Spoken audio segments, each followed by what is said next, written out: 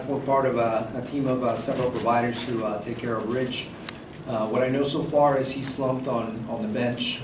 He was brought back to the hallway for treatment where we treated him for a cardiac event, successfully treated with standard therapy. As soon as we treated him, he regained consciousness. He was alert and awake talking to us after the event, and quickly transported to the hospital. At this point, I was able to talk to him in the back of the ambulance, and he was able to tell me where he was, and he actually wanted to get back in the game.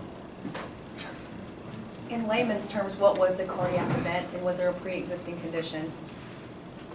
Should I discuss the pre-existing? Yeah, sure. He does have a pre-existing condition, and the condition that he has is a normal quivering of the heart that does not allow him to send blood to places where he needs to in his brain and heart.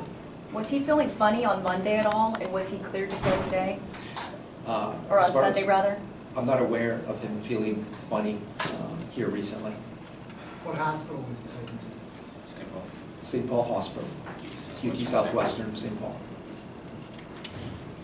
You talk about standard treatment. What does one do once he has this event? What goes into getting everything going? We provide oxygen for him.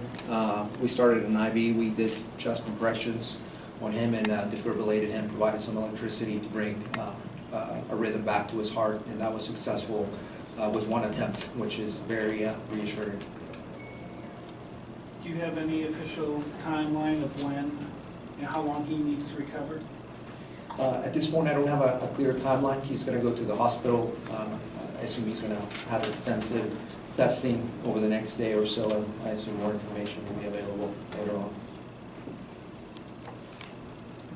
Well, cardiac events to suffer for a young person, this is the one that we are understanding really well. And it's very fortunate that there was a team that is well trained on how to manage these, because if you treat the patient adequately, there's very good recovery parameters for these patients.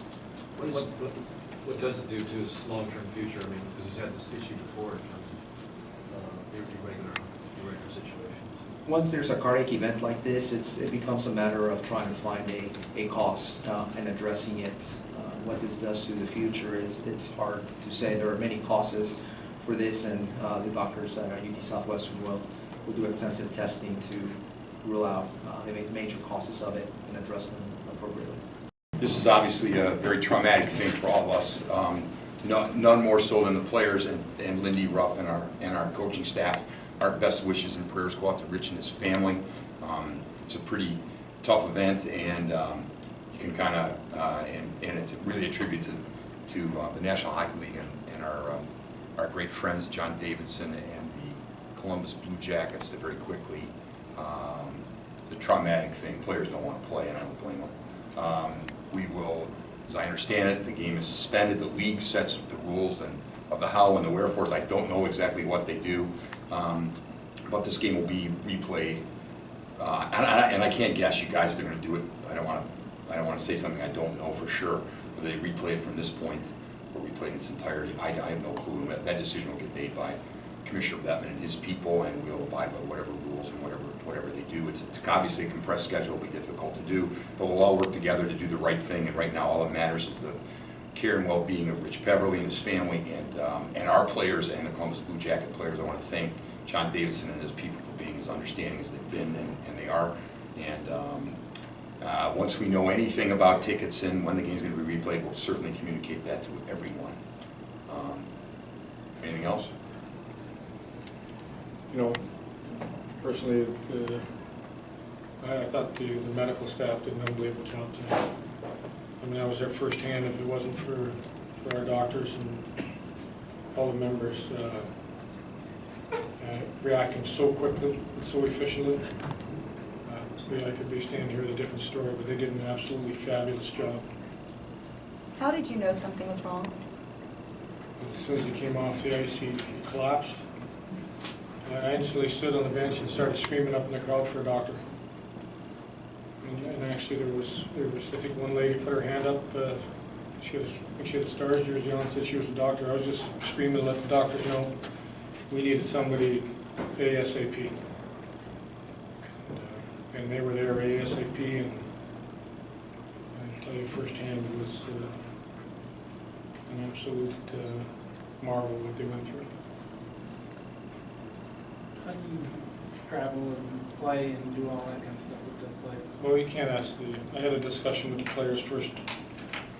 You know, I addressed, just saying a prayer for Rich and thanking God that he was okay, and told him that the first thing he asked me was how much time left in the first period. I mean, that's a typical athlete, you know. But there's not one guy in that room that wants to play hockey right now. And I'm not there to persuade them to play. I don't want to coach a team right now. Well, in the game, you have to put them on, apparently. We got to get by this moment, but that's the furthest thing from my mind right now. We'll stay with Rich for this period of time, and you know, he's going to be okay. Everybody feels that the care he's been given and the care in the future will be the most important thing that he can possibly go through.